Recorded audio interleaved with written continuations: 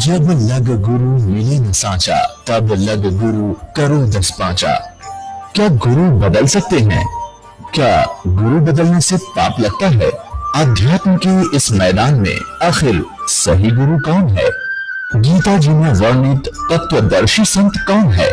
इन सभी प्रश्नों के उत्तर जानने के लिए अवश्य सुनिए जगत गुरु तत्वदर्शी संत रामपाल जी महाराज के मंगल प्रवचन। अब तीसरे चौथे दिन दास ने जब यह कथा सुनाई परमात्मा के प्रकट होने की कमल के फूल पर, तो वो क्या कहता है जी, आपकी एक भी बात ऐसी को नहीं जो समझ में आ जाए, और ये नहीं लगता कि आप झूठ बोलोगे, आपका उद्देश्य नहीं। माँ भी कौन सी बात आपके मन बन आई? मैंने कहा एक तो ये नहीं आई कि बिना माँ के कोई पैदा होता है, आपने कभी देखा ना सुना। चलो आपने ना देखा सुना होगा। और दूसरी ये नहीं आई कि कमल के फूल पर एक नवजात शिशु कैसे रुक सकता है। अब मैंने उसको याद दिलाया कि भगत जी, आप 3-4 दिन पहले कह रहे थे कि हमारे एक मित्र के यहां इतना बड़ा बथुए का पेड़ है, इस बिल्डिंग से भी ऊपर चला जाए, इतना ऊंचा है और ऐसा मोटा उसका तना है। और मैं ये कहूं कि ये हो ही नहीं सकता, तो बथुआ तो इतना होता है, तो क्या आप जो कह रहे थे वो झूठ हो जाएगा? तो उसकी एकदम बुद्धि घूम गई। आपने सही कहा। मैं कहा जब बथुआ इतना बड़ा हो सके, इतना मोटा हो सकता है, इतना, तो कम परमात्मा ने कमल के फूल को टोकरे जोड़ बना दे, वो कोई बात हुई है? बड़ा हास्या, फिर मानना तो नहीं, पर हास्या ठीक कहा भी, बात तो आपकी सही है। कभी बाहर आऊंगा, जब आप बाहर जालोगे, जब नाम लूंगा, वो तो नाम तो भगवान की दया होगी, उसी को प्राप्त होता है, लेकिन उसकी संतुष्टि सही होगी कि परमात्मा कुछ भी कर सकता है। क्या वह कमल का फूल नहीं इतना बड़ा हो सकता? जिस आदमी बैठ जाते हो बिना झुका, तो आप ऐसा मोटा बथुआ बता लग रहे, उस पर तो बालक झूल रहे जिस पर आप बता रहे हो, और जो बथुए का आम साइज होता है उस पर काग नहीं बैठ सकता। तो वो मान गया इस बात को। तो पुण्यात्मा, ऐसे हमने जो परमात्मा की महिमा सुनते समय हमारी जो बुद्धि काम ना करे तो ना करने दे, लेकिन परमात्मा पर अविश्वास नहीं होना चाहिए। भगवान ये नहीं कर सकता, वो नहीं कर सकता। एक बार इस दास ने एक ये उपदेश लिया ही था गुरुदेव जी से, सन 1988 की बात है, और 1989 के अंदर एक गैलरी के ऊपर एक पूजा स्थल बना दिया। वो 5.5 बाई 15.5-16 फुट लंबा, 5.5 फुट चौड़ा। उसके आमने सामने एक तो पीछे आंगन की तरफ खिड़की थी, एक गली की तरफ खिड़की थी, झांकी विंडो, और छत के ऊपर एक गेट और एक खिड़की थी। अब जब वो झांकी यानी जंगले लगाए, वो मैंने जल्दी के मारे बने बनाए ले लिए, और उनमें शीशे भी लगे हुए थे पूरी। मैं 6 महीने लाऊंगे ये मिस्त्री इसमें बनाने में, चढ़ाने में, इतने में जल्दी से जल्दी अपनी पूजा स्थल तैयार करूं। तो उनमें से एक शीशा फूटा हुआ था, खिड़की के डोर का, दरवाजे का, पल्ले का। हमने बना करके प्लस्तर पुलस्तर करा के सारी सेटिंग कर दी, और उस जो टूटा हुआ पल्ला था उसके कपड़ा बांध दिया और अपनी जोत जगानी शुरू कर दी। मैं तो चाह चढ़ रहा था कब ये पूजा स्थल बना शुरू करूं फटाफट। 1 वर्ष के बाद उसमें क्या किया, वो परमात्मा की ढिलाई थी, वो शीशा नहीं चढ़वा सका। उस खिड़की के एक पल्ले का शीशा टूटा हुआ था, ग्लास, वो नहीं चढ़वा सका। उसके ना चढ़वाने का कारण ये नहीं था कि वो पैसे का अभाव था, नहीं, वो उधर जानने नहीं गया, काम चल रहा था, और पूजा में ज्यादा ध्यान, कभी सत्संगों में जाना, गुरुदेव के दर्शन करना, ऐसे लगा रहता था, बिजी शेड्यूल हो गया था। तो कुछ दिनों के बाद इस दास पर कृपा हुई कि जैसे ये भक्ति बोध है, ये पुस्तक जो आप नित्यनेम के लिए प्रयोग करते हो, ऐसी ये पुस्तक बनवाई 5,000, और वो रख ली वहां पर एक तख्त डालकर पूजा स्थल में कि गुरुजी आएंगे, उनको गुरुदेव को ये पुस्तक दे दूंगा, भेंट करूंगा, और वो आगे भक्तों को फली देते थे, जिनको नाम उपदेश देते थे। तो क्या हुआ, कुछ दिन के बाद उस खिड़की के यानी झांकी के जंगले का कपड़ा बांध रखा था, शीशा टूटा हुआ था, ग्लास, उसको काटकर चूहे घुस कर उन पुस्तकों को काटने लगे। तो फिर मुझे ध्यान आया भी ये चूहे किसका गुस्से, उन्होंने तो कपड़ा काट रखा। फिर मैंने सोचा कि एक ये शीशा चढ़वाऊं किसी से, तो एक शीशा चढ़ाने के लिए कोई मिस्त्री आने तैयार नहीं, 2-3 पूछे, फिर देखेंगे अभी टाइम नहीं है, बड़ा काम होता तो चल पड़ते। माँ भाई बड़ा साका होया। फिर मैंने सोचा कि इसके बाहर से लोहे की जाली लगवा देते, मच्छरों वाली, जैसे मच्छरों से बचाव के लिए लोहे की जाली लगाते, तारों वाली। मैं नाप ले गया उनका, उसका नाप ले लिया। ऊंची तो वो लगभग 4.5 फुट थी, 4 फुट या 5 फुट, और चौड़ी थी 2 फुट 8 इंच। अब मैंने वो लिखा हुआ साइज उस लोहे वाली दुकान के मालिक को दे दिया, भैया जो इसमें लिखा है ये साइज काट दे और दो पीस, मैं कुछ और सामान लेकर आता हूं दुकान से, आगे कोई और सामान लेना था। और सामान लेकर मैं वापस आया तो उसके नौकर ने काट कर वो जाली पैक कर रखी लोहे की। मैंने उसकी पेमेंट करी, उठा कर स्कूटर पर रखा, घर ले आया। घर लाकर मैंने उनको लगवाना चाहा। एक तो बड़ा लड़का था 12-13 वर्ष की उम्र का, एक किराएदार था, वहां अपने मकान पर रहता था, बिहार का, वही किसी फैक्ट्री में नौकरी करता था। उन दोनों से कहा भी तुम ऐसा करो, वो लड़के का मित्र था, वो सहयोग कर देता था। ऐसे कहा कि इन जाली को फिट कर दो चारों तरफ और ये कील मार दो, इसमें कील ला रखी थी। लगाने लगे तो क्या देखा कि वो जो चौड़ाई के अंदर 8 इंच छोटी थी। अब महसूस हुआ कि उस काटने वाले नौकर ने 2 फुट 8 की बजाय 2 फुट चौड़ी काट दी। ऊपर का साइज वो 5 फुट था या 4 फुट सही था, वो नौका ने पूरा काट दिया, वो 8 इंच छोटी काट दी। तो उन्होंने मुझे कहा कि, लड़के ने कहा कि पापा जी ये जाली तो छोटी है। मैं बोला वो छोटी नहीं हो सकती। मैं गया ऊपर, जाकर देखा, पूरा साइज लगाकर देखा, 8 इंच छोटी। फिर नो करके देखी, वो तो वैसे ही आउट साइज होगी। मैंने सोचा बड़ा चक्कर पड़ा, माप के ले गया। फिर मैंने सोचा भी उसको कहूंगा, दुकानदार वो मेरे सर होगा कि तुम इतना ही लिख कर दे गया था, मैं तो सही काटी है, मैं छोड़ इस चक्कर। मैंने उनसे कहा कि तुम ऐसे करो, जब तो उठा कर डाल दी, उस दिन लाए थे हम, पहले ही लाकर रखी थी, तुरंत ही वो जाली लगानी थी, फिर वो रख दी, ठाके रख दे इसने एक तरफ रख, वो ऐसे इकट्ठी करके स्टोर में फेंक दी। अब ये फिरदास आपको बता रहा कि 1 साल के बाद ये पुस्तक बनवाई और वो शीशा पल्ला टूटा हुआ था, उसमें से चूहे घुसकर काटने लगे। तब मुझे वो शीशा लगवाना चाहा तो कुछ आनाकानी करने लगे, अभी टाइम नहीं है, फिर देखेंगे। एक शीशे के लिए नहीं इतनी दूर जाया जाता, क्योंकि शहर से काफी दूर था हमारा जो घर था, रोहतक के अंदर ही था, कॉलोनी सी बनाई थी, नई सी। तो फिर मेरे दिमाग में आ रहा, वो जाली है, वो कम से कम दोनों को एक पे लगवा देते हैं।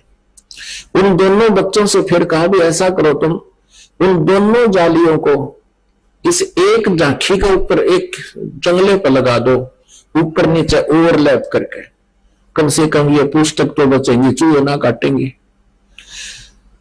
उन दोनों बच्चों को समझाकर मैं चला गया। शाम को आया मैं 5, 5:30, 6 बजे सी। तो क्या देखा कि एक जाली तो नीचे रखी है और एक जाली उस टूटे हुई ग्लास वाली विंडो पे पूरी लगा रखी है, और लगाने के बाद भी वो इतनी और लटक रही है, 6, 7 इंच, 8 इंच और फालतू। मैंने उनकी मम्मी से पूछा कि ये जाली वो लगा के बच्चे, जाली तो लगा दी। मैंने कहा ये और लाए हैं या क्या किया इन्होंने? ना वही जाली मैंने उतार कर दी थी स्टोर से, और वो कुछ समय बीत गया था, उसके ऊपर एक वर्षा का सीजन बीत गया था। और उनका जंग लगा हुआ, नौका नो पुरानी टाइप की।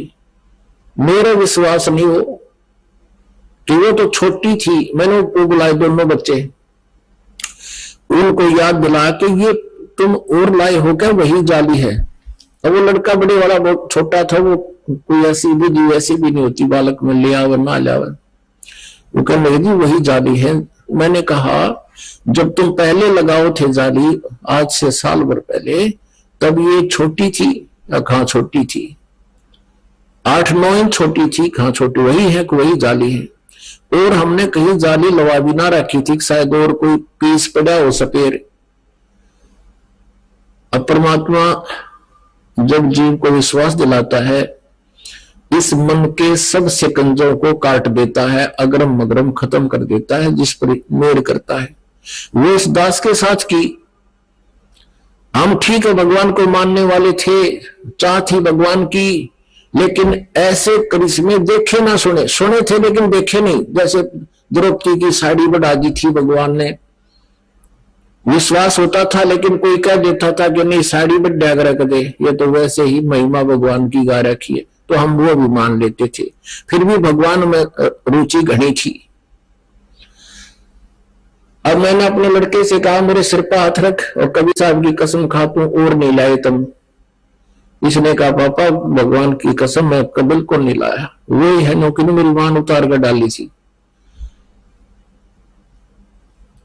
अब भाई अब बालक तो ना समझे, पर मेरा समझ में आ गया सारी कहानी ये कैसे हुआ। दूसरी देखी कि मैं दूसरी और लगाऊं, फिर दूसरी लगाई, हुआ भी पूरी पाई और 6 इंच फालतू, 8 इंच बढ़कर 6 इंच और सपेर ऐसे लटक रही थी। बोलो सतगुरुदेव। अपने आत्माओं ये ऐसे दृष्टांत है, उसके बाद इस दास का जीवन बदल दिया उस घटना ने। अब कोई नौका भगवान ये नहीं कर सकता, हम नहीं मान सकते, भगवान जो चाहे सो कर सकते हैं। द्रौपदी की साड़ी बनाई थी एक कपड़ा, और परमात्मा ने इस दास की लोहे की जाली बना दी। उसके बाद डंडोरा पीटना शुरू कर दिया, परमात्मा की महिमा का गुणगान शुरू कर दिया। अपने आत्मा जैसे ये बुद्धि भ्रष्ट ऋषि हुए हैं, महर्षि दानंद जैसे नकली, इन्होंने बैठा बैठा दिया भगवान की महिमा का। इनकी क्या सिद्धांत है, सत्यार प्रकाश में लिखा, किसी ने प्रश्न किया कि क्या ये सच्ची बात है कि भगवान ने नरसिंह जी की हुंडी कैश कर दी थी? वो कहता नहीं ये बकवास है सारी, भगवान कुछ नहीं कर सकता, किसी सेठ ने दे दिए होंगे 500 रुपये। तो इसका मतलब उनके सिद्धांत अनुसार ऐसा है कि भगवान तो अपाइज है, कुछ नहीं कर सकता, ना द्रौपदी की साड़ी बढ़ा सकता और ना ही नरसिंह जी की हुंडी दे सकता।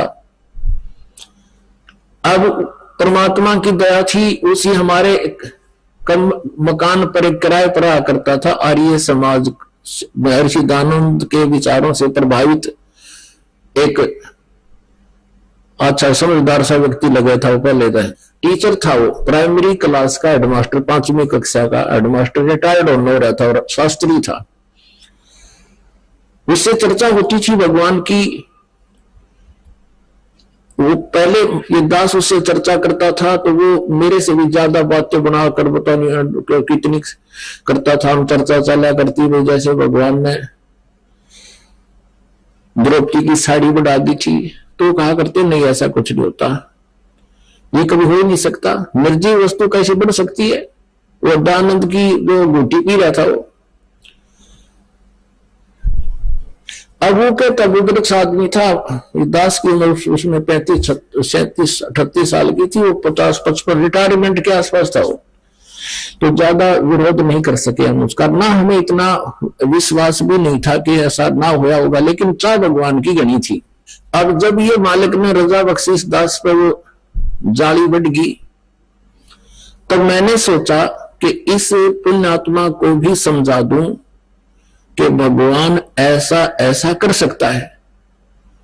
मैंने उस आर्य समाज जी यानी महर्षि दानंद के विचारों से प्रभावित उस अध्यापक से कहा, पहले वो बहुत अच्छी तरह व्यवहार करता था, एक नेक व्यक्ति, शिष्टाचार से बोलता था, बहुत अच्छा प्रभाव था उसका हमारे ऊपर। और मुझे ये विश्वास था कि ये आदमी मेरी बात न मानेगा जो मैं कहूंगा, क्योंकि हमारा कोई स्वार्थ नहीं, कोई पाखंड नहीं, कोई हम ये भी नहीं कर रहे किसी ने बकाने के लिए, मूर्ख बनाने के लिए अपना कोई धंधा खोलना चाहते तभी कहते हो। तो आदमी ये सोचा झूठ बोला है। मैं कहा आज इसका शायद किस्मत उद्धार हो जाए, इसकी किस्मत बदल जा। तो मैंने उसको बुलाया वहीं पर और हम बैठ के बैठक में चर्चा करने के लिए बाहर एक कॉमन रूम बना रखा था हमने। तो मैंने ऐसे घुमा फिरा कर, माँ जी आप मानते हो कि द्रौपदी की साड़ी बढ़ गई थी? वो कहता नहीं हम नहीं मानते, ये हो ही नहीं सकता। मैं कह रहा जी ये देखो ये सामने जाली लगी है लोहे की, और ये जाली छोटी थी 8 इंच, और ये 8 इंच पूरी होकर 6 इंच और फालतू होगी साइड में, यानी लगभग 14 इंच बढ़ गई। एकदम लाल हो गया। बोला मैं नहीं मानता, ये सब पाखंड है, झूठ है। अब करके दिखाओ मेरे सामने, अब बनवा के दिखाओ उसको। अब मुझे ये नहीं मालूम था कि ये इतना नालायक आदमी भी है। पहले तो बहुत ठीक बोलता था, मैं भी आशा के विपरीत उत्तर सुनकर मैं एकदम चुप हो गया कि मैं एज्ड था। मैं थोड़ी देर शांत रहा, मैं के उत्तर दे, इसने मूर्ख ने इतने सारी ये गली बंद कर दी, अकीब करके दिखा। मैंने अपनी पत्नी को कहा, लड़के को बुला लिया, मैं बताओ तुम। वो सुनने तैयार नहीं, नहीं मैं सब ये सब पाखंड है, मैं नहीं सुनने वाला। मैं चुप हो गया भाई कि सुना कहूं तो उठ कर चला जा रहे तो अच्छा नहीं लगता। मैं भी चुप हो गया, वो भी चुप हो गया। उन्हें सोची भाई नाराज हो गया मकान मालिक, तो उसने विषय बदल कर कहा देखो आप तो इंजीनियर हो, बोला गली पापोती करने, आप तो बुद्धिमान हो, आप भी ऐसी बातों में विश्वास करते हो। देखो मैं बताता हूं महर्षि कैसे होते हैं, विद्वान पुरुष। मैं सुनता रहा उसकी, हाँ ना कुछ नहीं, मैं भी डग गई वहां था, कह सुन ले जो करना है। अब वो अच्छा नहीं लग रहा था मुझे, जो भगवान में अविश्वास करता है। फिर भी वो बोलता रहा, मैं बैठा रहा सुनता रहा। कहने लगा महर्षि दयानंद एक बार योग अभ्यास कर रहे थे, आसन पदम लगा के, कमरे बंद कमरे में बैठे थे। रसोईया काफी देर हो गई थी, रसोईया गया उनके पूछने के लिए दूध भोजन तैयार है। झांकी से झांक कर देखा उसने, खिड़की खुली थी, कि महर्षि दयानंद अपने योग अभ्यास से उठा, यानी नीचे से एज इट इज, और छत के सिर लगा के और जो कानू वापस आ गया, आसन पद पर बैठे बैठे। ऐसा उसने कई बार किया। और रसोइये ने बुलाया इधर उधर से, औरों को देखो देखो, सबको दिखाया। कहने लगा वो मंदबुद्धि का मास्टर अध्यापक ने बोला ऐसे होते मैं ऋषि। मैं बोला कति झूठ, कति झूठ, 100 की 100 झूठ, तो करके दिखा मेरे को जब मानो। और बेगमो हो गया है। मैं बोला तो पहले वाला रामपाल ना रहा है, कौन रहा हम पहले वाला में, तो तुम्हारी वजह से मूर्खा ही सारी मान्या करता मैं। अब कैसे मानूंगा मेरी आंखों के सामने? पाखड़ी तो बोलता मैं कुछ इस धंधा खोल रहा हूँ, कोई इसके पीछे कोई पैसे लेता हूँ, दुनिया ने मूर्ख बना रहा हूँ, तेरी बुद्धि कहां जा रही है? माउट बुढ़ा आदमी होगा तुम। मांडा नहीं पर उठ कर चला गया, ऐसी गुट्टी पै रखी दान करके से अज्ञानी होंगे। अब परमात्मा कहते हैं गुरुआ गांव बिगाड़े संतो, गुरुआ गांव बिगाड़े। और ऐसे कर्म जीव कहलाजिए, ईव जड़े नहीं जाड़े। जो भगवान की क्रियाओं पर अविश्वास रखता है वो भक्ति के योग प्राणी नहीं है, खाम खांडले ढो रहा है। जो ये सोचता है ऐसा नहीं हो सकता, जो ये सोचता है ऐसा नहीं हो सकता है, तो परमात्मा प्राप्ति असंग जन्म नहीं कर सकता। पुणात्माओं परमात्मा पर पूर्ण विश्वास करना पड़ता है। एक समय एक नगर में 2 साधक साधना किया करते थे।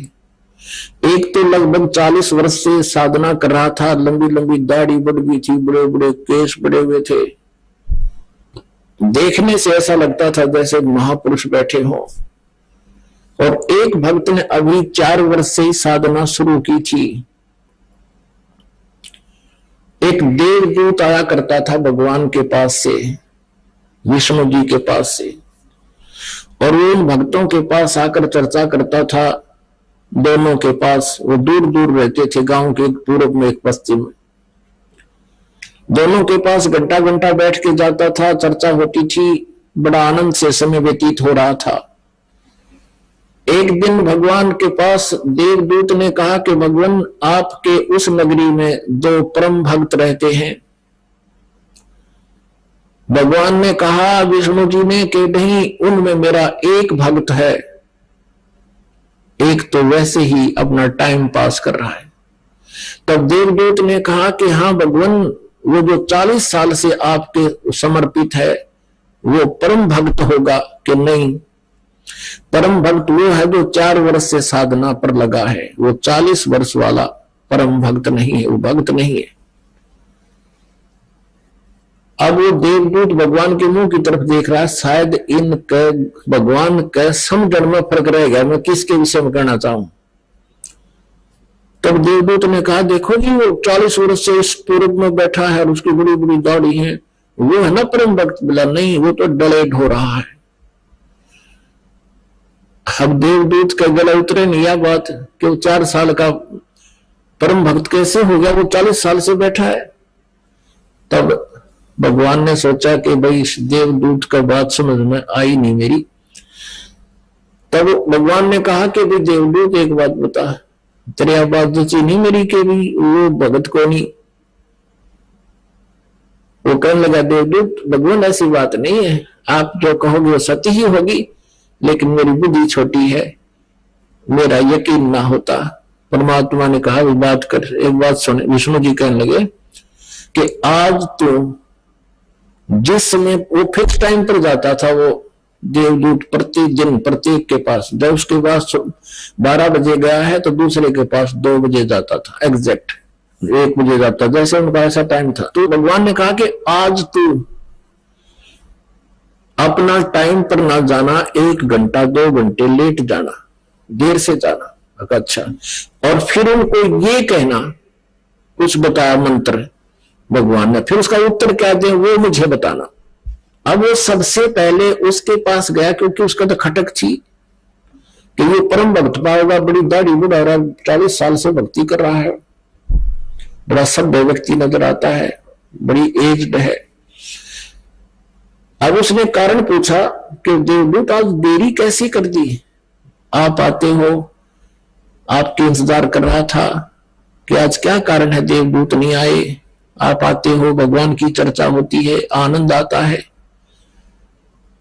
तो देवदूत ने कहा कि महात्मा जी, हे भक्त, आज लेट होने का कारण बताऊं? कहा जी बताओ।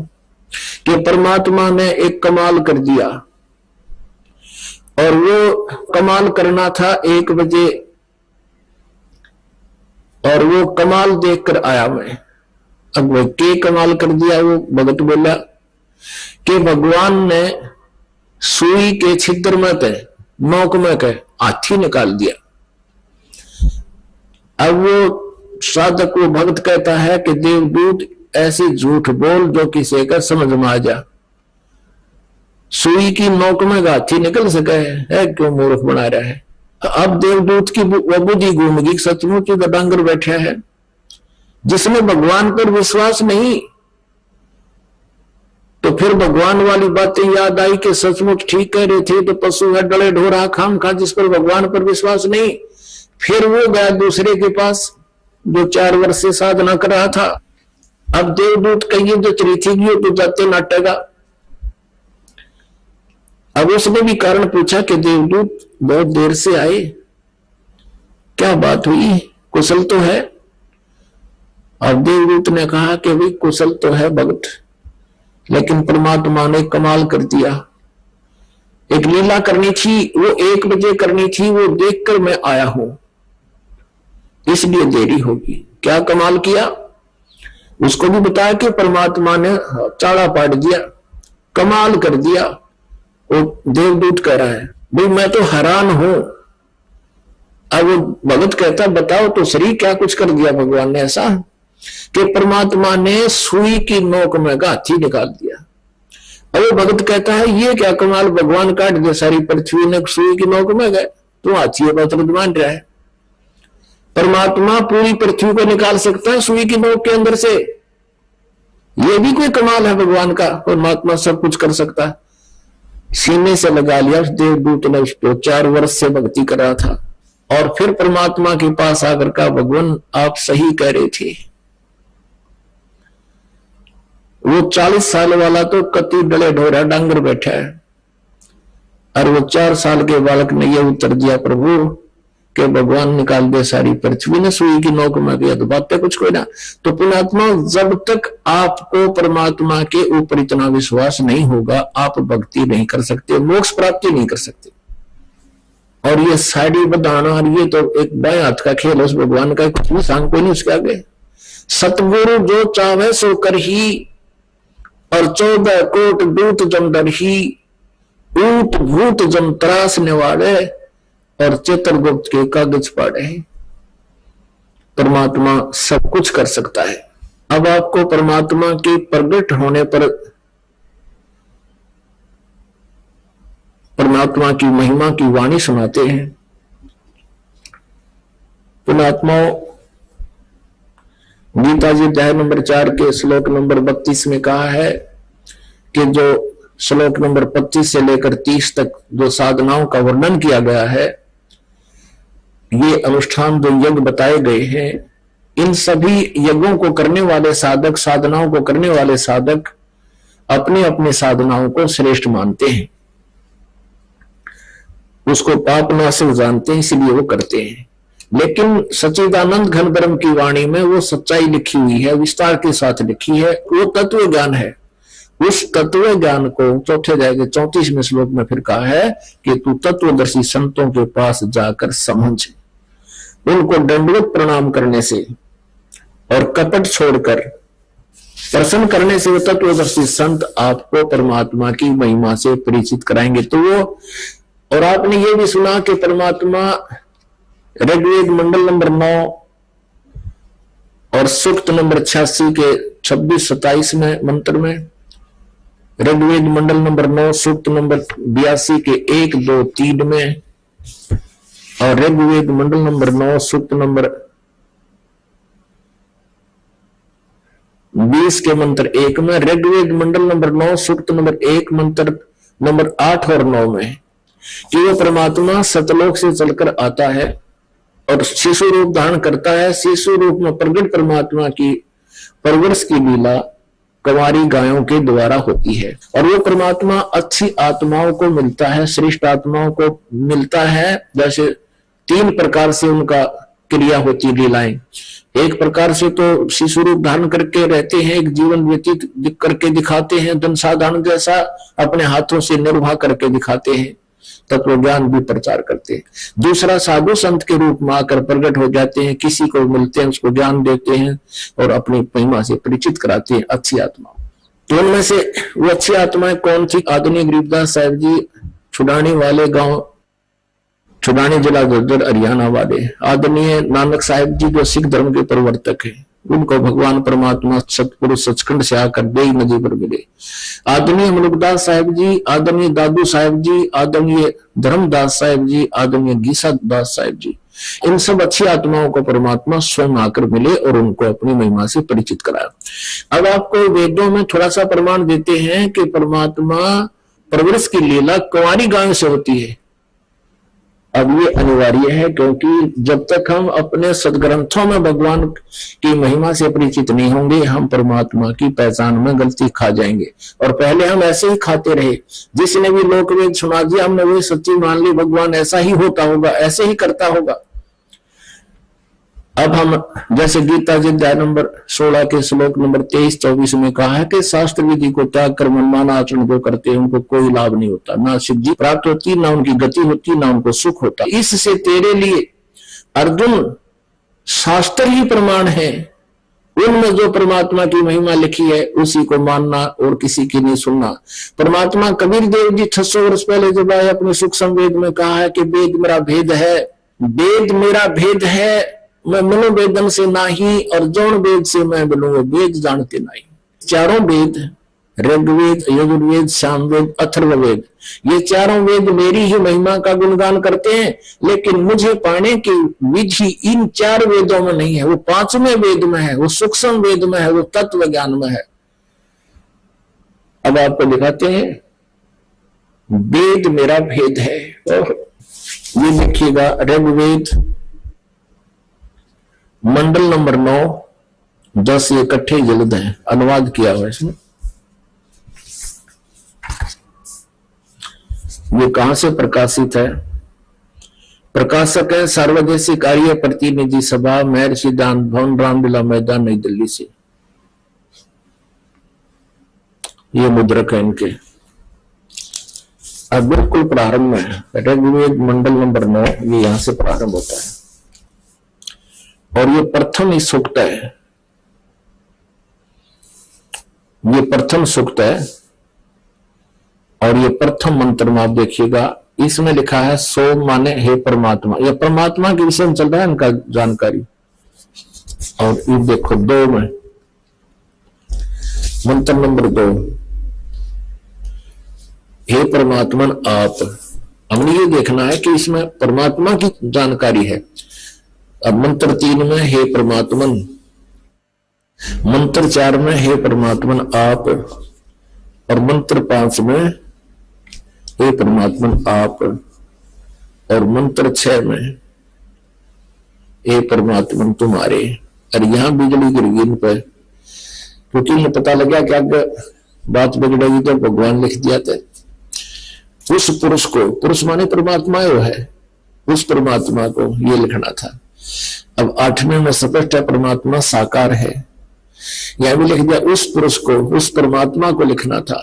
उग्र गतियां प्रेरणा करती हैं और भासमान शरीर को यानी तेजोमय शरीर को वह पुरुष, वह परमात्मा प्राप्त होता है। उग्र गतियां माने एक ऐसी परिस्थितियां हो जाती हैं जो परमात्मा स्वयं आते हैं, हाहाकार मच जाती है और तब आकर के वो यथार्थ ज्ञान देते हैं, तब शिशु रूप धारण करते हैं वो परमात्मा। ये देखना आगे। ये ऋग्वेद मंडल नंबर 9 सूक्त नंबर 1 मंत्र नंबर 8 में आपने देखा परमात्मा तेजों में शरीर धारण करता है और वो एक धातु, वो 3 प्रकार से दूसरों का कल्याण करने वाला मधु में शरीर मिलता है, दूसरों का वारण यानी कल्याण करने वाला ये मधु में शरीर मिलता है। वो 3 प्रकार से परमात्मा 3 प्रकार के शरीर से अपनी सब क्रियाएं करता है। उनमें से एक लिखा है 9वां, ऋग्वेद मंडल नंबर 9 सूक्त नंबर 1 मंत्र नंबर 9 में यहां स्पष्ट कर दिया है।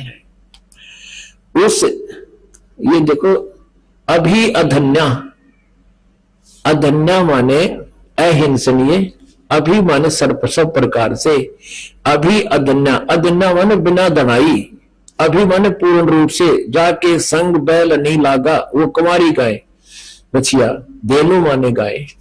संस्कृत देखिएगा, अभी अधन्या उत्सृणंती धेनवे शिशुम, सोम इंद्राय पातवे, ये 9वें। तो इम माने उस सोम स्वभाव वाले श्रद्धालु पुरुष को, अमर परमात्मा को, ये सोम माने अमर परमात्मा को, पुरुष माने परमात्मा को, जो शिशु रूप में प्रकट होता है, शिशु रूप में जो प्रकट होता है, इन्होंने कुमार अवस्था में ही अभी अधन्या यानी कति पूर्ण रूपेण अंटज बिना धनाई, यानी अभी माने सब प्रकार से, अधन्या माने बिना धनाई, यानी गाय को हम बिना धनाई कहते थे, भैया धनाई नहीं से गाय, तो अभी अधन्या माने कुंवारी गाय गोए तृप्त करती है। अब ये तो आपने देखा वेदों में,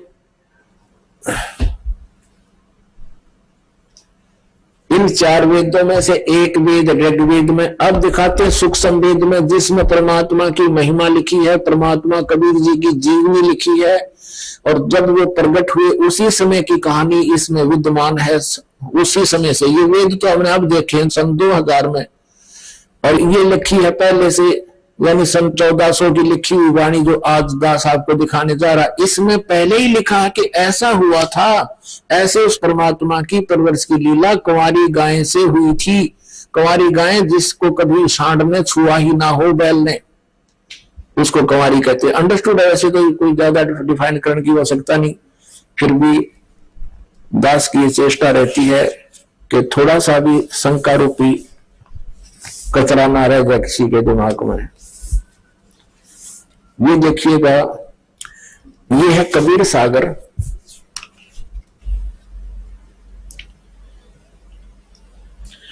खेमरा श्री कृष्ण दास प्रकाशन बंबई।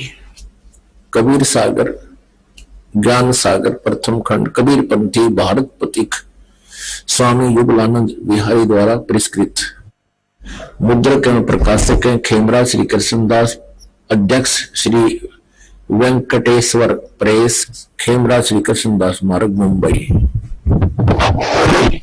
इसके देखिएगा 74 पृष्ठ पे ज्ञान सागर। अब सुन जुल्हा मन भयो आनंदा, जिमी चकोर पायो निशी चंदा। अब पुत्र को प्राप्त करके कहते हैं जुल्हा वो नीरू खुश हुआ। ले सुत चले हरस मन कीना, बच्चे को लेकर चल पड़े खुशी खुशी से। अरतासो पुन अस बोले ही लीना, सुत काशी को ले चले लोग देखण ते आव, अन्न पानी बखे नहीं जुल्हा शोक मनावे। कुछ खाता पीता था नहीं और वो जुल्हा यानी नीरू बड़ा दुखी हुआ। तब जुल्हा मन कीन दीवाना, रामानंद सो कही उत्पाना। मैं सुत पायो बड़ गुणवंता, कारण कौन बखे नहीं संता। रामानंद ध्यान तब धारा, जुल्हा को तब वचन उचारा। पूर्व जन्म में तो ब्राह्मण जाति, हर सेवा की नी भली बाती। कुछ तू सेवा हरि की चूका, ताते भयो जुल्हे का रूपा। प्रीति प्रभु बही तोड़ लीना, ताते उद्यान में सुत तो ही दीना। अब रामानंद ने कहा भगवान ने राजी होकर तिरती पुत्र दे दिया। हे प्रभु जस कीनो तस पायो, आरत हो तो दर्शन आयो। सो कहिए उपाय गुसाई, बालक अक्षु दावंत कुछ खाई। ये भूखा है कुछ खावा, इसी तरीका बताइए। रामानंद अस युक्ति उचारा, तुम सुत कोई ज्ञानी अवतारा। उसने बताया कि तुम्हारा बेटा कोई आम व्यक्ति नहीं है, ये कोई विद्वान पुरुष का अवतार है। बचिया जाही बैल नहीं लागा, सोले ठाड करो ते ही आगा। कि एक बचिया ले आओ जिसका बैल ना लगा हो, अर्थात जो कभी भी नए दूध ना हुई हो, ढनाई ना हो, यानी बैल न टच ना हो, अर्थात कंवारी। दूध चले ते थनते दूध धरो छिपाई, अक्सु दावंत जब होवे ता कह देव खवाई। जुल्हा एक बचिया ले आवा, चलो दूत कोई मर्म न पावा। चलो दूत जुल्हा हरसाना, राख छिपाई कहूं नहीं जाना। अब यहां थोड़ा सा ये, क्योंकि बहुत 600 वर्ष हो गए इस ग्रंथ को और कुछ अनाड़ियों ने अपने हिसाब से उसको यहां लिखना था। वो दूत रूप में शंकर भगवान आए थे, इस में थोड़ी सी इन्होंने वैसे कुछ काटपीट कर दी अपने हिसाब से, प्रकरण कट गया या छपने में कोई त्रुटि होगी। अब वो दूत तो चला गया, भगवान तो चला गया, श्री शंकर भगवान, और उसने इस भेद को किसी को नहीं बताया और फिर वो बच्चे ने दूध पिया। अपने आत्माओं, भगवान श्री कृष्ण जी के बारे में जानकारी हमने उनकी जीवन लीला से ही प्राप्त ग्रहण की है कि उन्होंने ऐसी ऐसी लीलाएं की। ऐसे ही भगवान श्री रामचंद्र जी की लीलाओं से हमने श्री रामचंद्र जी की महिमा को जाना। अब उस परम अक्षर ब्रह्म की लीला के अंदर ये लिखा हुआ जो वेदों ने बखाना, जो वेद कह रहे हैं वेदों में लिखा हुआ है, हजारों वर्ष पहले, 5500 वर्ष पहले लिखा हुआ वेदों में। वैसे तो वेद तो कहते हैं सतयुग के प्रारंभ से ही चले आ रहे हैं, लेकिन बाद में अब लिपिबद्ध किए गए हैं जो 5500 वर्ष पहले वेद व्यास जी ने किए थे। उन वेदों में लिखा है और वही परमात्मा ने लीला की हुई है। सन 1398 से लेकर 1518 120 वर्ष तक। तो पुण्यात्माओं, अब परमात्मा को पहचानना बहुत आसान हो गया। Kabir is God, Kabir is complete God. ये परमात्मा कबीर जो है ये पूर्ण परमात्मा है, ये सारी सृष्टि का रचनहार है, वे जिसकी गवाही दे रहे हैं और आंखों देखा वो परमात्मा के संत गवाही दे रहे हैं। शाम के सत्संग में आपको बताएंगे। बोलो सतगुरुदेव।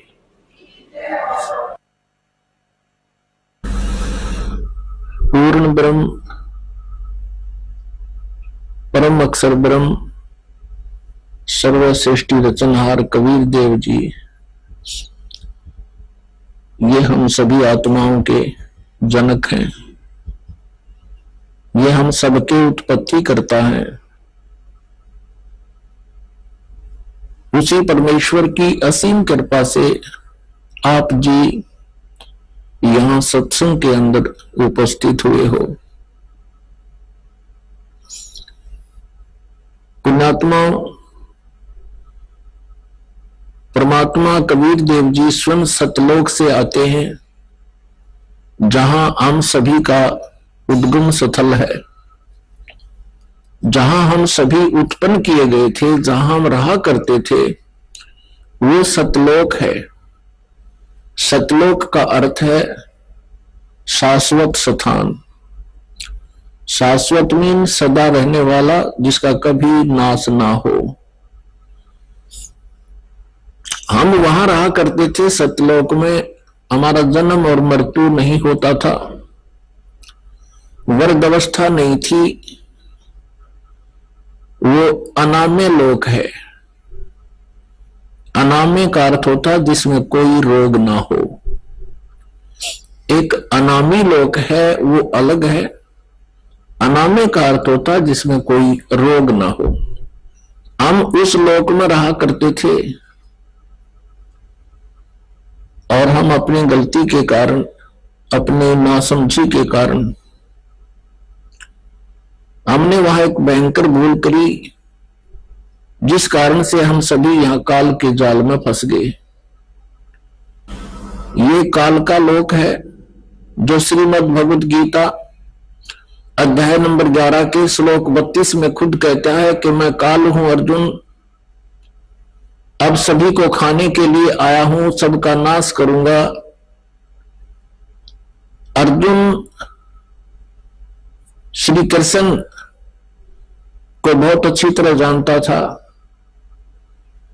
श्री कृष्ण अर्जुन के, क्योंकि श्री कृष्ण की बहन सुभद्रा अर्जुन से ब्याही थी, और उसके पश्चात भी उस समय जब वो काल प्रकट हुआ, काल आया, प्रवृत्त हुआ,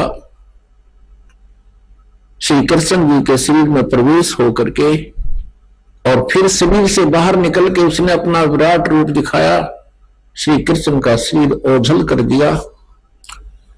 तब अर्जुन पूछता है कि हे महानुभाव, आप कौन हो? मैं आपसे अपरिचित हूं, मैं बहुत भयभीत भी हूं। इससे सिद्ध है कि वहां वो श्री कृष्ण जी नहीं थे, काल था, वो काल बोल रहा था। श्रीमद् भगवद गीता जी का ज्ञान इस काल भगवान ने दिया है श्री कृष्ण जी के शरीर में प्रवेश करके। तो स्वयं कहता है कि मैं काल हूं और अब प्रवृत्त हुआ हूं। यदि श्री कृष्ण गीता जी का ज्ञान दे रहे होते तो ये शब्द प्रयोग नहीं करते और न ही अर्जुन को ये पूछने की आवश्यकता पड़ती आप कौन है। ये वो काल है जो प्रत्येक कार्य, प्रत्येक कर्म ये धोखे से करता है, प्रत्येक को मिसगाइड रखता है, किसी को भी सत्य से परिचित नहीं होने देता। और गीता जी अध्याय नंबर 4 के श्लोक 5 और 9 में ये खुद कहता है, अर्जुन तेरे और मेरे बहुत जन्म हो चुके हैं, तू नहीं जानता मैं जानता हूं। मेरे जन्म और कर्म अलौकिक हैं। इसके कर्म अलौकिक ऐसे हैं कि ये किसी को सच्चाई से परिचित नहीं होने देता, अपने वास्तविक रूप को कभी किसी के सामने प्रत्यक्ष नहीं करता। ये काल है जिसके लोक में हम फंस गए हैं और ये स्वयं अर्जुन कह रहा है, क्योंकि वो श्री कृष्ण मान रहा था उनको, कह रहा है कि हे भगवान, आप तो देवताओं को भी खा रहे हो, 11वें अध्याय के 21वें श्लोक में आप ऋषियों को भी खा रहे हो। आइए अब हम उन श्रद्धालुओं के अनुभव जानते हैं जो जगत गुरु तत्वदर्शी संत रामपाल जी महाराज जी से दीक्षा प्राप्त कर चुके हैं तथा उनके द्वारा बताए गए भक्ति मार्ग पर चल रहे हैं। सर नमस्कार। नमस्कार सर। सर क्या नाम है आपका? बलवंत राय जी। बलवंत जी कहाँ से आए आप? गांव चूड़पर, तहसील बलाचौर, जिला नवांशहर, पंजाब से। सर आप एक बात बताइए, संत रामपाल जी महाराज से कब जुड़े आप? मई 2011 में। संत रामपाल जी महाराज से नाम दीक्षा लेने से पहले आप क्या भक्ति साधना करते थे? संत रामपाल जी महाराज से दीक्षा लेने से पहले मैं गरीबदास महाराज जी के पंथ में, संत भूरी वाले हैं, वेदांत आचार्य चेतनानंद जी महाराज, उनसे नाम दीक्षा ली थी मैंने 99 में। सर जैसा कि आपने बताया कि पहले आप गरीबदासी पंथ से जुड़े हुए थे और संत रामपाल जी महाराज भी गरीबदासी पंथ से हैं, वो भी गरीबदास जी महाराज के बारे में ही बताते हैं, तो सर आपको ऐसा क्यों लगा कि आपको संत रामपाल जी महाराज से नाम दीक्षा लेनी चाहिए जबकि आप पहले ही गरीबदास पंथ से जुड़े हुए थे? सर ये थोड़ी विस्तार में मैं बताना चाहूंगा इस बात को लेकर कि हम वहीं आश्रम में रहते थे और गरीबदास जी की जो वाणी है, उनका जो सदग्रंथ साहिब है, उनका हम पाठ किया करते थे। 2 घंटे सुबह, 2 घंटे शाम को, ये हमारी रूटीन थी। मतलब ये सालों से हम कर रहे थे, बचपन से, मतलब 3 पीढ़ी से, मतलब वही साधना हम कर रहे थे, गरीबदास जी की वाणी का पाठ करते थे। और जो मंत्र का हम जाप करते थे, ओम नमो भगवते वासुदेवाय, उसका भी घंटों घंटों हम कोशिश करते थे जाप करने की। जब और छुड़ानी भी हम बार बार जाते थे, मतलब साल में 2 बार तो छुड़ानी में मेला होता तो हम वहां जाया करते थे। तो एक बार हम ऐसे छुड़ानी गए हुए थे तो वहां किसी दोस्त ने बताया, भी एक संत रामपाल जी महाराज का एक पंपलेट उन्होंने पढ़ा जिसके ऊपर लिखा हुआ था कि कौन ब्रह्मा का पिता है, कौन विष्णु की मां, शंकर का दादा कौन है, हमको देव बताए। तो जब हम गरीबदास जी की वाणी को पढ़ते थे तो उसमें ये वाणी आया करती कि कौन ब्रह्मा का पिता है, कौन विष्णु की मां, शंकर का दादा कौन है, हमको देव बताए। तो हम इस वाणी को पढ़ते थे, लेकिन हमें ये पता नहीं था इस वाणी के बारे में, इस सवाल का क्या जवाब है, क्योंकि ये कभी सवाल आया ही नहीं मन में। हम गरीबदास जी के पंथ में थे, पर विष्णु भगवान का हम मंत्र जाप करते थे और शंकर भगवान की साधना करते थे। शिवलिंग था, उसके ऊपर जल चढ़ाते थे। तो एक बार किसी ने कहा कि जिस संत की आप बात कर रहे हो, संत रामपाल जी महाराज की, उनका जो सत्संग है वो टीवी पर आता है। तो हमने वो सत्संग सुनना शुरू किया। हम जब वो सत्संग को सुना तो एकदम से अचंभा हुआ जब उन्होंने कहा कि कबीर साहब परमात्मा है, कबीर साहब भगवान है। इससे पहले हम क्या कृष्ण जी को भगवान मानते थे, विष्णु जी को भगवान मानते थे, शंकर को भगवान मानते थे, कबीर साहब को एक सदगुरु मानते थे कि वो एक संत है, सदगुरु है। पर जब उन्होंने ऐसा कहा कि कबीर साहब भगवान है तो हमें इतनी हैरानी हुई इस बात की, जिस भगवान की सारी दुनिया खोज कर रही है, उस भगवान की हम रोज वाणी पढ़ते हैं, उनकी आरती करते हैं और उनका जो है हम भोग में करते हैं, सारा कुछ संध्या आरती करते हैं, और हमें इस बात का ही ज्ञान नहीं है कि ये कबीर साहब भगवान है। तो इस कारण से हमें जो हमारी वो साधना थी, तो हमने सत्संग सुनने के बाद संत रामपाल जी जो बातें बताते थे उन्हें नोट किया सारा, उनके सत्संग की रिकॉर्डिंग ली, इंटरनेट से सत्संग डाउनलोड किए, उसके बाद सुनना शुरू किया। और जब हम पाठ करते थे तो गरीबदास जी की वाणी से मिलाना शुरू किया। हम पाठ करते थे, ग्रंथ साहिब के नीचे एक डायरी रखी, उसमें सारा नोट करते गए। जो संत रामपाल जी बातें बताते हैं, क्या वो बातें गरीबदास जी की वाणी में है? तो एज इट इज वो बातें सारी की सारी उस वाणी में हमने पाई। और जो हम क्रिया कर रहे थे, इससे पहले जो हमारी साधना थी, वो बिल्कुल भी उस वाणी से मेल नहीं खा रही थी। जैसे हम हरिद्वार जाते थे, गंगा स्नान करते थे और परमात्मा वाणी में कहते थे कि पर भी लेन जात है दुनिया और हमरा ज्ञान किने ना सुनिया, और हम वही परबियां लेने जाते थे, वहां पे महाकुंभ कुंभ नहाने जाते थे और ये मूर्ति की पूजा करते थे, शिवलिंग की पूजा करते थे, ये सारा उसमें मना कर रखा था।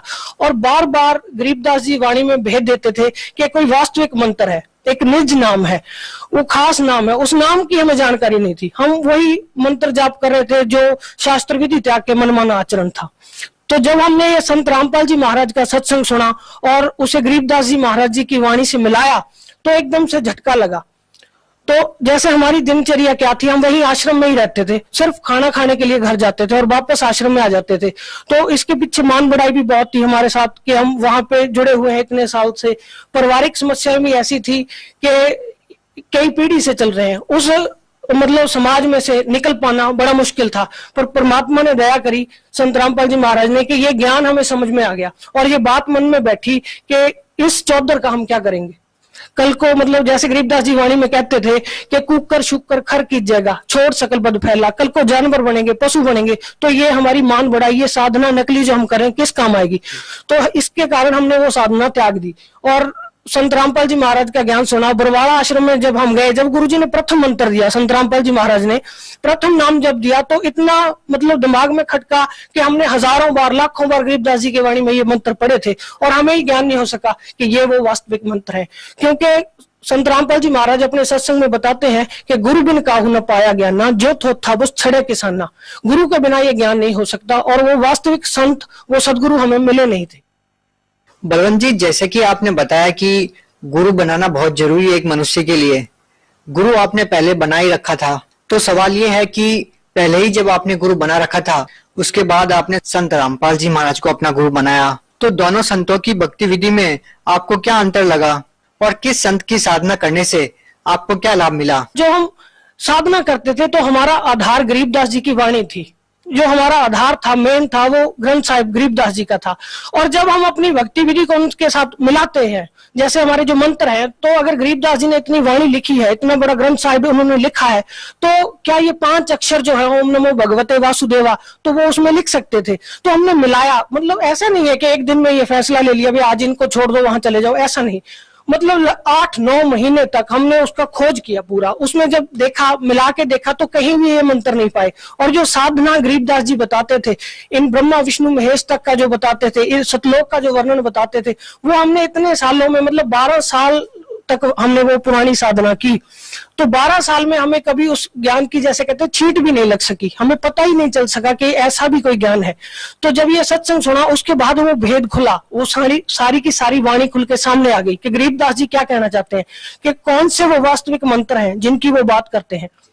बलवंत जी, क्या करते हैं आप? अध्यापक हूं जी, मैं एक प्राइमरी स्कूल में टीचर हूं।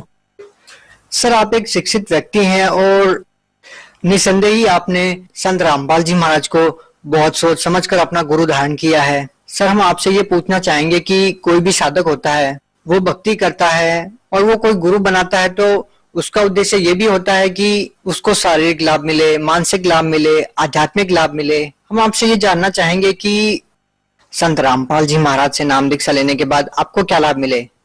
सर, जब हम गरीबदास जी की वाणी को पढ़ते थे, तो उसमें एक वाणी आती थी, गरीबदास जी कहते थे कि सुख के सागर राम है दुख मोचन होई, और पत्थर पानी प्रतिमा से तरया ना कोई।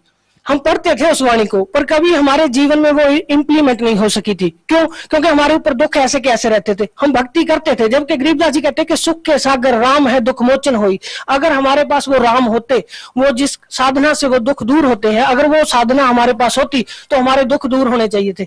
बचपन से ही मतलब इतना ज्यादा हमारे परिवार में क्लेश रहता था, कलह रहती थी, जिसके कारण मेंटली डिस्टर्बेंस रहती थी बहुत ज्यादा, मैं परेशान रहता था। और कई बार ऐसा भी था कि आत्महत्या तक का भी विचार मन में आता था।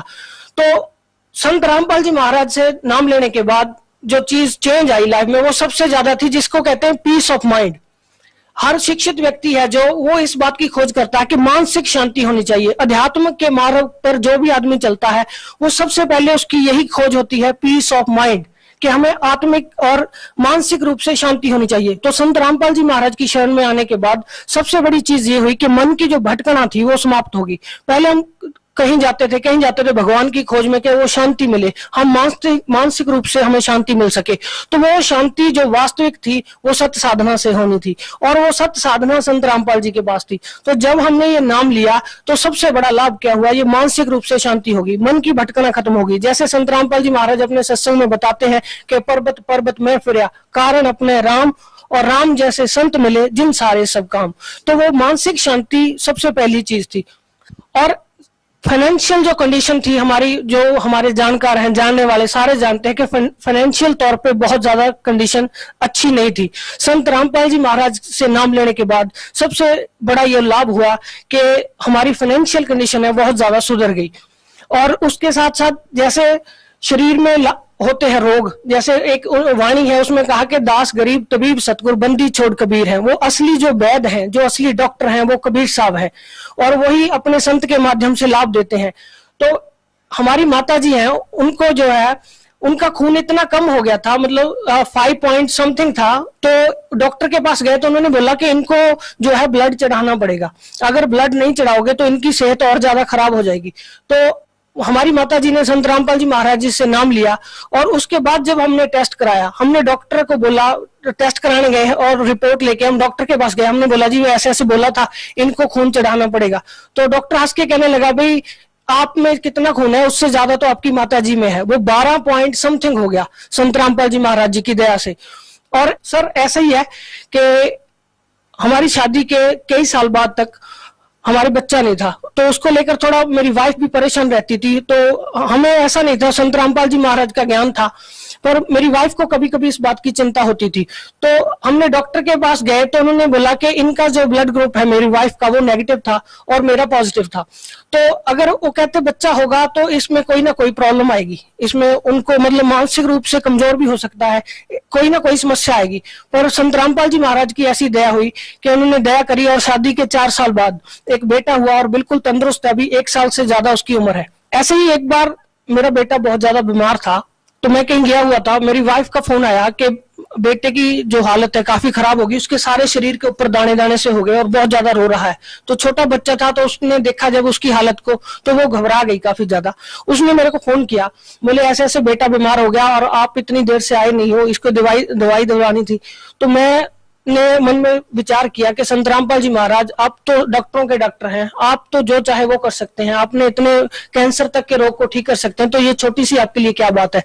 तो ऐसे में विचार करता करता बाइक पे आ रहा था, जैसे ही मैं घर पहुंचा तो मैंने देखा बेटा आराम से सोया हुआ है, वाइफ अपना काम कर रही है। मैंने उससे पूछा भी तुम कह रहे तो बीमार है, तो वो एकदम से हैरान सी हो गई। उसने बोला हाँ बीमार तो था, पर अब पता नहीं ठीक है। मैंने उसका सारा कपड़े उतार के देखे, कोई उसके ऊपर निशान नहीं था, कोई ऐसे दाने नहीं थे। वो संत रामपाल जी महाराज ने मेरे घर पहुंचने से पहले ही उसको ठीक कर दिया।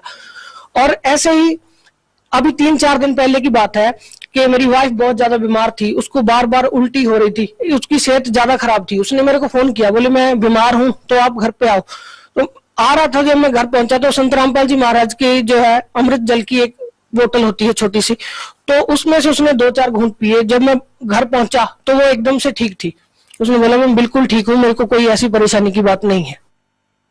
सर अगर यदि ये कहा जाए कि सभी बाबा एक जैसे होते हैं, तो आप लोगों को कैसे समझाएंगे कि संत रामपाल जी महाराज जी अन्य बाबाओं की तरह नहीं है?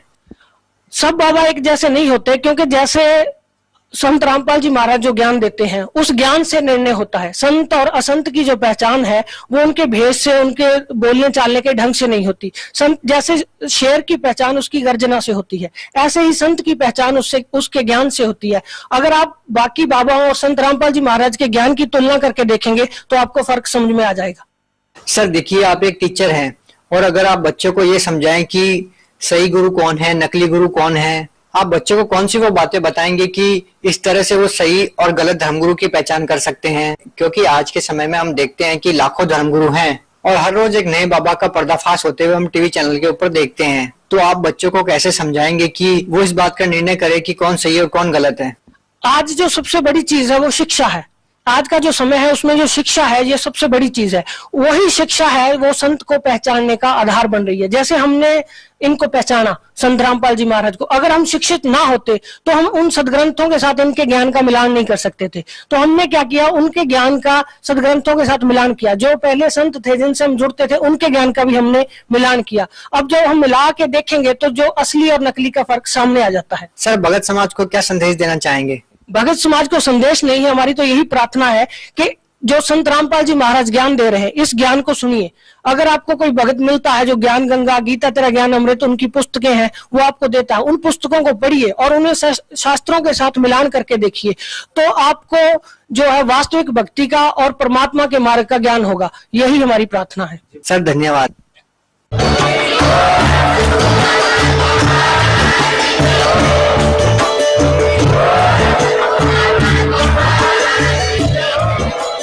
आप सुन रहे थे जगत गुरु तत्वदर्शी संत रामपाल जी महाराज जी के मंगल प्रवचन। अधिक जानकारी के लिए विजिट कीजिए हमारी वेबसाइट www.jagatgururampalji.org। संत रामपाल जी महाराज जी के शुभ आशीर्वाद से पूरे विश्व भर में 500 से भी ज्यादा नाम दीक्षा केंद्र हैं, जिन पर संत रामपाल जी महाराज जी द्वारा ऑनलाइन निःशुल्क नाम